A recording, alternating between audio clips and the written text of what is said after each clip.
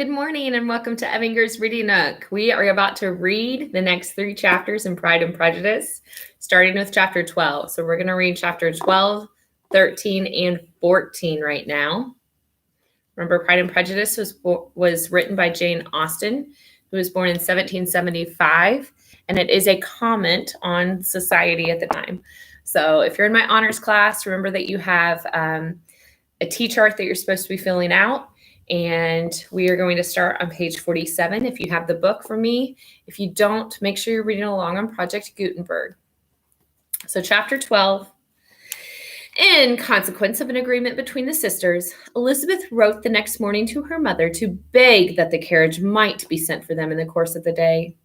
But Mrs. Bennet, who had calculated on her daughters remaining at Netherfield till the following Tuesday, which would exactly finish Jane's week, could not bring herself to receive them with pleasure before. Her answer, therefore, was not propitious, at least not to Elizabeth's wishes, for she was impatient to get home. Mrs. Bennet sent them word that they could not possibly have the carriage before Tuesday, and in her postscript it was added that if Mr. Bingley and his sister pressed them to stay longer, she could spare them very well. Against staying longer, however, Elizabeth was positively resolved. Nor did she much expect it would be asked, and fearful, on the contrary, as being considered as intruding themselves needlessly long.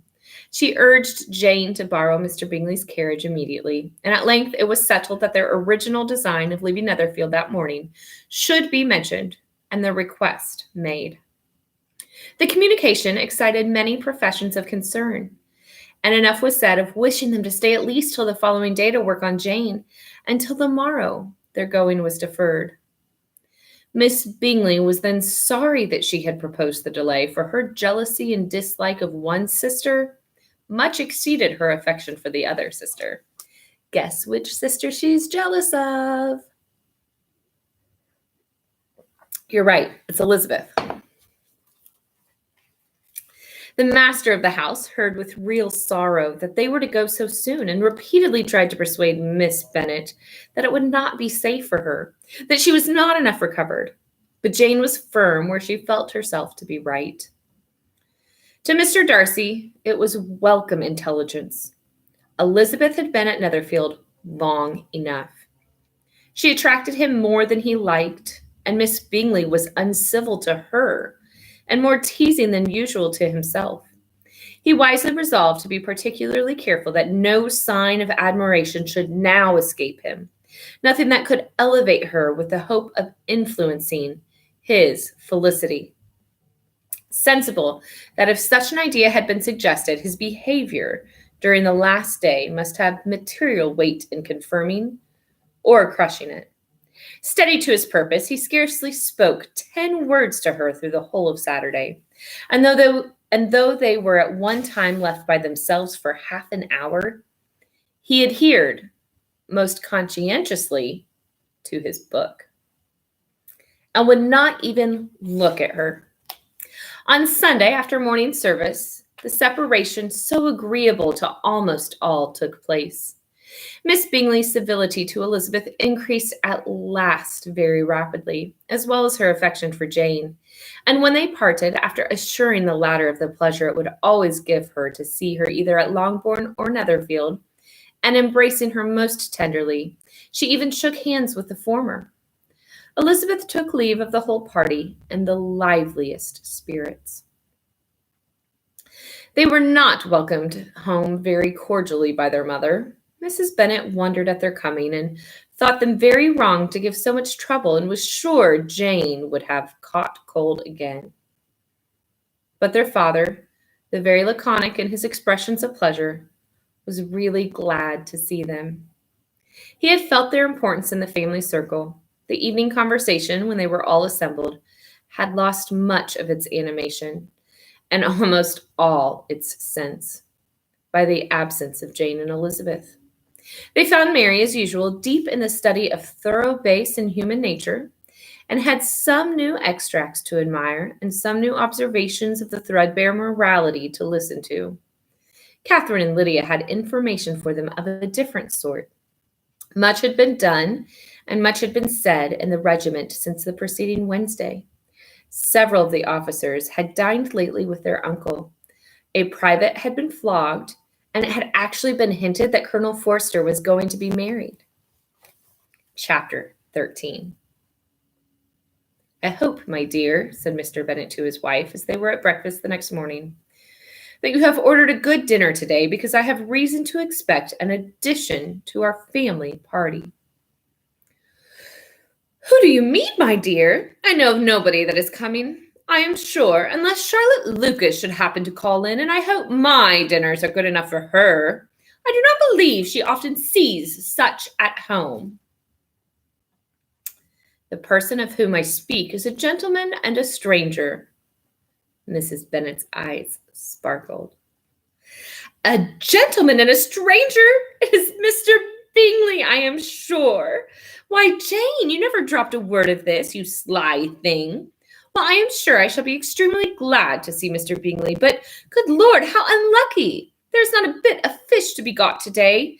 Lydia, my love, ring the bell. I must speak to Hill this moment." "It is not Mr. Bingley," said her husband. "It is a person whom I never saw in the whole course of my life." This roused a general astonishment, and he had the pleasure of being eagerly questioned by his wife and five daughters at once. After amusing himself some time with their curiosity, he thus explained: "About a month ago I received this letter, and about a fortnight ago I answered it, for I thought it a case of some delicacy and requiring early attention. It is from my cousin, Mr. Collins, who, when I am dead, may turn you all out of this house as soon as he pleases." "Oh, my dear," cried his wife, "I cannot bear to hear that mentioned. Pray do not talk of that odious man.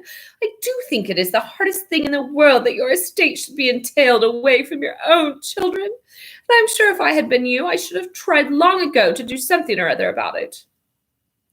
Jane and Elizabeth attempted to explain to her the nature of an entail. They had often attempted it before, but it was a subject on which Mrs. Bennet was beyond the reach of reason, and she continued to rail bitterly against the cruelty of settling an estate away from a family of 5 daughters, in favor of a man whom nobody cared anything about. "It certainly is a most iniquitous affair," said Mr. Bennet, "and nothing can clear Mr. Collins from the guilt of inheriting Longbourn. But if you will listen to his letter, you may perhaps be a little softened by his manner of expressing himself." "No, that I am sure I shall not, and I think it was very impertinent of him to write to you at all, and very hypocritical.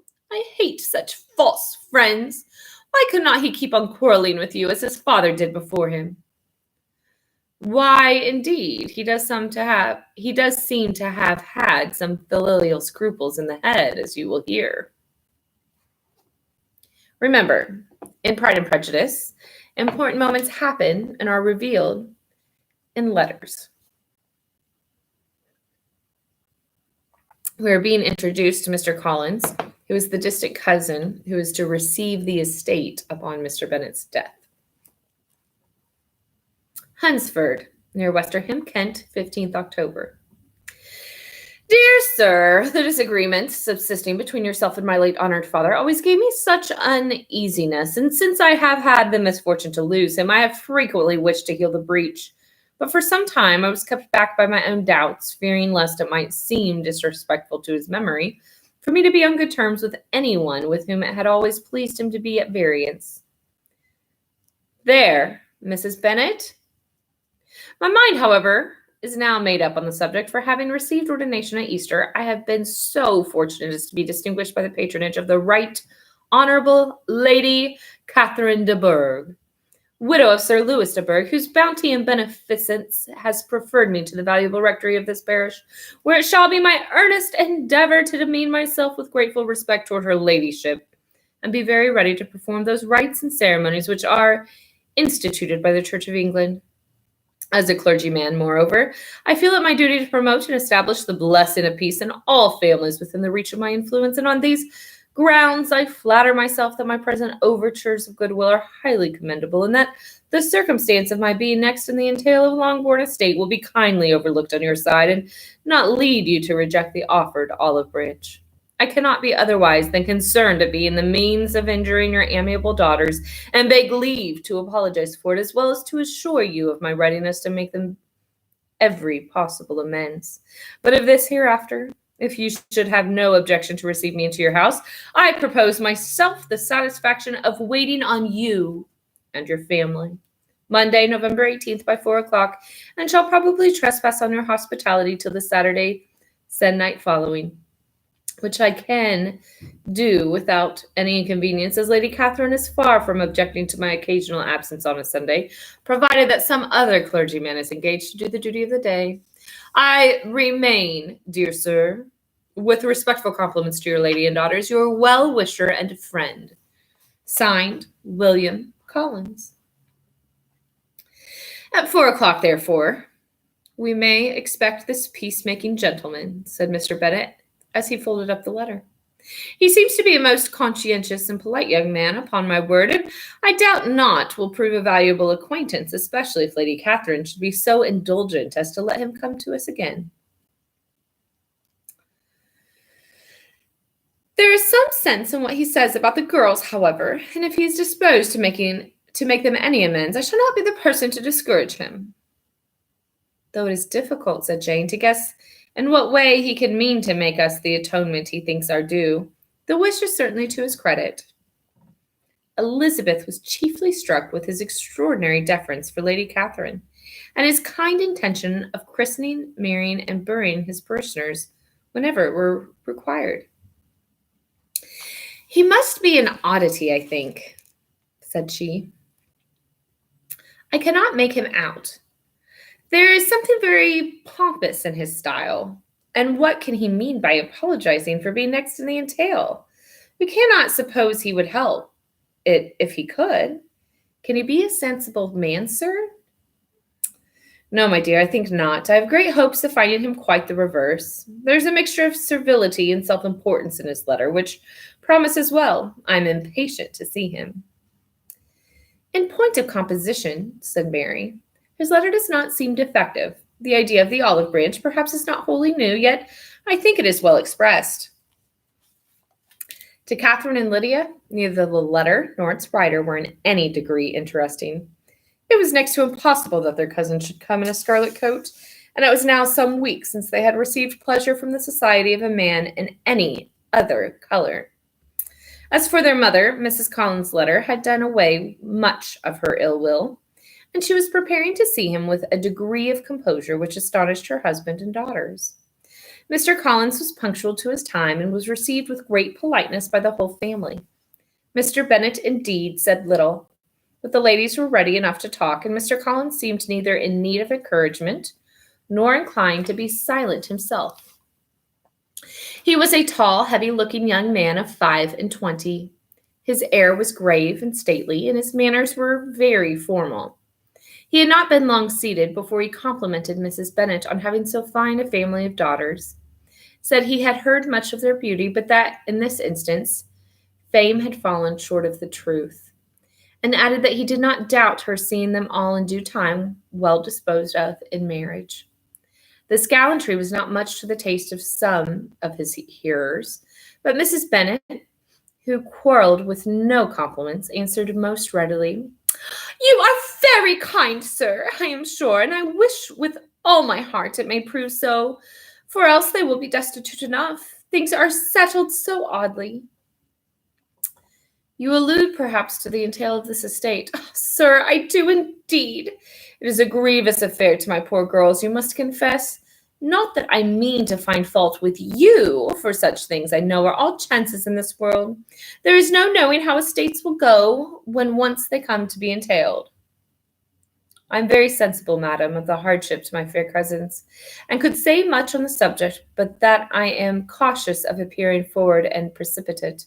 But I can assure the young ladies that I come prepared to admire them. At present I will not say more, but perhaps when we are better acquainted—" He was interrupted by a summons to dinner, and the girls smiled on each other. They were not the only objects of Mr. Collins' admiration. The hall, the dining room, and all its furniture were examined and praised, and his commendation of everything would have touched Mrs. Bennet's heart, but for the mortifying supposition of his viewing it all as his own future property. The dinner, too, in its turn, was highly admired, and he begged to know to which of his fair cousins the excellence of the cookery was owing. But here he was set right by Mrs. Bennet, who assured him, with some asperity, that they were very well able to keep a good cook, and that her daughters had nothing to do in the kitchen. He begged pardon for having displeased her. In a softened tone, she declared herself not at all offended, but he had continued to apologize for about a quarter of an hour. Chapter 14. During dinner, Mr. Bennet scarcely spoke at all, but when the servants were withdrawn, he thought it time to have some conversation with his guest, and therefore started a subject on which he expected him to shine, by observing that he seemed very fortunate in his patroness. Lady Catherine de Bourgh's attention to his wishes and consideration for his comfort appeared very remarkable. Mr. Bennet could not have chosen better. Mr. Collins was eloquent in her praise. The subject elevated him to more than usual solemnity of manner, and with the most important aspect he protested that he had never in his life witnessed such behavior in a person of rank, such affability and condescension as he had himself experienced from Lady Catherine. She had been graciously pleased to approve of both the discourses which he had already had the honor of preaching before her. She had also asked him twice to dine at Rosine's, and had sent for him only the Saturday before to make up her pool of quadrille in the evening. Lady Catherine was reckoned proud of many people he knew, but he had never seen anything but affability in her. She had always spoken to him as she would to any other gentleman. She made not the smallest objection to his joining in the society of the neighborhood, nor to his leaving his parish occasionally for a week or two to visit his relations. She had even condescended to advise him to marry as soon as he could, provided he chose with discretion, and had once paid him a visit in his humble parsonage, where she had perfectly approved all the alterations he had been making, and had even vouchsafed to suggest some herself, some shelves in the closet upstairs. "That is all very proper and civil, I am sure," said Mrs. Bennet, "and I dare say she is a very agreeable woman. It is a pity that great ladies in general are not more like her. Does she live near you, sir?" "The garden in which she stands my humble abode is separated only by a lane from Rosine's Park, her ladyship's residence." "I think you said she was a widow, sir. Has she any family?" "She has one only daughter, the heiress of Rosine's, and a very extensive property." "Ah!" cried Miss Bennet, shaking her head. "Then she is better off than my girls. And what sort of young lady is she? Is she handsome?" "She is a most charming young lady indeed. Lady Catherine herself says that in point of true beauty, Miss de Bourgh is far superior and the handsomest of her sex, because there is that in her features which marks the young woman of distinguished birth. She is unfortunately of a sickly constitution, which has prevented her making that progress in many accomplishments which she could not otherwise have failed of, as I am informed by the lady who superintended her education, and who still resides with them. But she is perfectly amiable, and often condescends to drive by my humble abode in her little phaeton and ponies." "Has she been presented? I do not remember her name among the ladies at court." "Her indifferent state of health unhappily prevents her being in town, and by that means, as I told Lady Catherine myself one day, has deprived the British court of its brightest ornament. Her ladyship seemed pleased with the idea, and you may imagine that I am happy on every occasion to offer those little delicate compliments which are always acceptable to the ladies. I have more than once observed to Lady Catherine that her charming daughter seemed born to be a duchess, and that the most elevated rank, instead of giving her consequence, would be adorned by her. These are the kind of little things which please her ladyship, and it is a sort of attention which I conceive myself peculiarly bound to pay." "You judge very properly," said Mr. Bennet, "and it is happy for you that you possess the talent of flattering with delicacy. May I ask whether these pleasing attentions proceed from the impulse of the moment, or are the result of previous study?" They arise chiefly from what is passing at the time, and though I sometimes amuse myself with suggesting and arranging such little elegant compliments as may be adapted to ordinary occasions, I always wish to give them as unstudied an air as possible.